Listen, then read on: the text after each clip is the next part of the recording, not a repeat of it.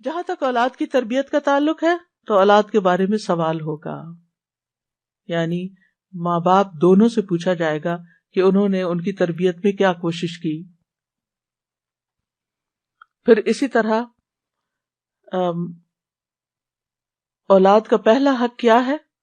حدیث میں آتا ہے نبی صلی اللہ علیہ وسلم نے فرمایا اپنے نطفوں کے لیے اچھی عورت کا انتخاب کرو، یعنی نیک عورت کا انتخاب کرو، اور دین میں ہم پلہ عورتوں سے نکاح کرو، اور ہم پلہ مردوں کو اپنی بیٹیوں کا نکاح کر کے دو. پھر اسی طرح اچھے باپ کا انتخاب.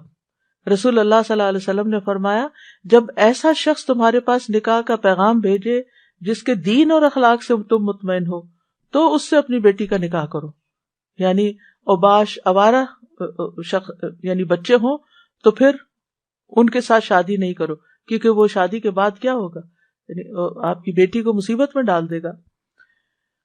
فرمایا اگر ایسا نہیں کرو گے تو زمین میں فتنہ اور زبردست فساد برپا ہوگا، یعنی پھر فساد ہی فساد، بگاڑ ہی بگاڑ.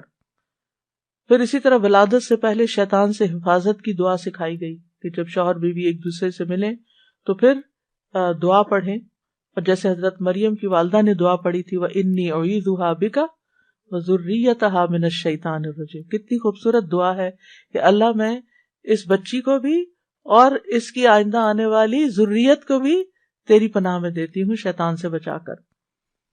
پھر یہ کہ بچوں کو سب سے پہلے توحید سکھانی چاہیے، بچپن سے ہی بچوں کے اندر اللہ کا ڈر پیدا کرنا چاہیے، دین کی تعلیم سیکھنے میں رغبت دلانی چاہیے، اچھے اخلاق کی تعلیم دینی چاہیے، ہر چیز کے مینر سکھانے چاہیے. اور پھر اس کے لیے اگر سرزنش بھی کرنی پڑے، ڈانٹنا بھی پڑے تو اس میں بھی کوئی حرج نہیں ہے. اپنے ساتھ نیک کاموں میں شامل کرنا چاہیے، جیسے ابراہیم علیہ السلام نے کیا کیا تھا، کعبہ کی تعمیر میں کس کو ساتھ شامل کیا تھا، اسماعیل علیہ السلام کو. پھر اولاد کے درمیان عدل کرنا چاہیے، پھر بچوں سے پیار کرنا چاہیے. کچھ ماں باپ بچوں سے پیار نہیں کرتے، ایسے والدین کی مذمت کی گئی ہے. پھر اولاد کے بالغ ہو جانے کے بعد ان کی شادی بھی کرنی چاہیے، یعنی اس بات کی بھی فکر ہونی چاہیے.